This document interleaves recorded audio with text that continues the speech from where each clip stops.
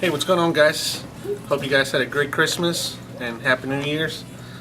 So we're just going to go over some of the fishing stuff going on right now around the area. And pretty much the biggest game in town is going to be your yellow perch fishing and your pickerel fishing. With some striped bass fishing still going on down south, just remember it's going to be all catch and release from now on. But there's still some fish down there and some fish around the area, just not too many numbers. So let's start off with your yellow perch fishing. Some of the better areas to target right now are going to be the upper parts of the rivers, like we've been talking about for the past few weeks here. Some of the hot areas right now have been actually up north and on the western shore, anywhere from the Gunpowder River, Middle River, all of those areas, all the way up to I believe it's the Bush River up in Gray's Run.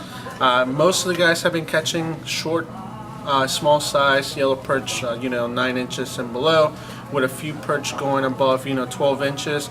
But they're hard to come by right now. We've had a tough season with a lot of rain, a lot of runoff in the creeks.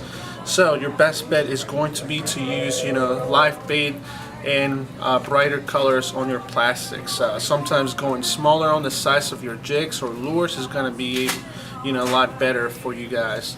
Now let's go over some of the tackle here to use for some of these yellow perch. It's pretty simple stuff, nothing crazy. 1/16, 1/32 ounce jigs, whatever kind of jig you like. I personally like the hot skirts here. They're my favorite on that green color. Those will work great. You can also do tandem rigs with the 1/16 ounce on the bottom. And one little thing that I like to use is this little clousers here. Put it over top of the jig, maybe about 12 inches or so. Put nothing on this guy. Well, on the bottom you can put a plastic or a live minnow. This guy's going to look like a little grass shrimp moving through the water. And sometimes you'll just catch more fish on this guy than the actual jig itself. That's just one little trick I like to do. If I'm fishing shallow water, I like to use an ultralight rod, 4 to 6 pound test, fluorocarbon to kind of keep it on the bottom, since most of those fish are going to be on the bottom. You'll find some of those fish suspended too, but if you're fishing shallower water, between 8 foot of water to 1 foot of water, they're going to be mainly on the bottom there. I like to use slip bobbers. Most of the time you can control the depth, actually jig the small jig on the bottom, or keep your jig in the same water depth that you need, instead of guessing with the other bobbers. Or actually, this thing, the biggest key is that it's compact. You're not gonna have 3 foot of line hanging behind you, because the slip bobber will slip down to the jig. Pickerel fishing, simple spinners, small jerk baits.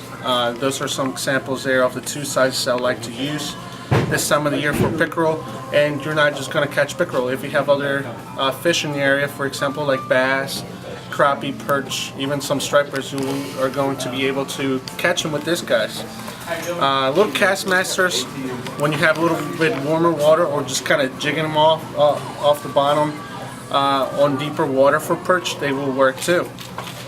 Small rattle traps, they're going to be awesome. Same thing, multi-purpose lure for every kind of fish out there. They will work.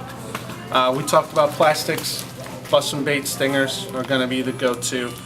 Clear colors when you have clear water, bright colors when you have a little bit dirty water.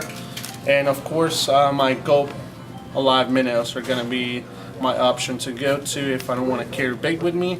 Those little guys are the 1-inch minnows that I will put on, just tip them up on the back of my jig, and they'll work pretty good. If you guys are looking for a little bit bigger bites for pickerel and whatnot, one lure that I like to use, it's something that you're not really going to catch a lot of fish on, but it's going to trigger some of the bigger bites.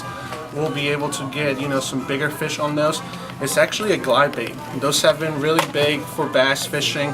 I've actually used them for striped bass, when they go in shallow. And they pretty much have like an S action. They just zigzag like that, and then you can control the motion with the speed of your retrieve. You can go faster, it'll do a tighter wobble, or you can go slower and it will do a wider wobble. So that's just something to keep in mind. Now with the striped bass fishing, Point Lookout and south is going to be your best bet, with most of the guys going down to Virginia waters to actually catch a decent amount of the fish down there. There's a couple schools of fish hanging around like 60 and below there, buoy 60 and below. with most of them being 40 plus 40 foot of water plus in the depth of the water. Trolling, jigging, anything you name it, just slow down and you'll be able to get some fish. If you're in the area and you want to adventure out there and catch some striped bass, check the hot water discharges around your areas and you will find striped bass around those areas, so just look for those areas and that'll be the easiest places to catch them. And that's it for your fishing report, guys. Follow us on Instagram, Facebook, subscribe to our YouTube, send us your pictures. Remember, there's always something going on around here for fishing, and you guys have a happy new year, and we'll see you guys again.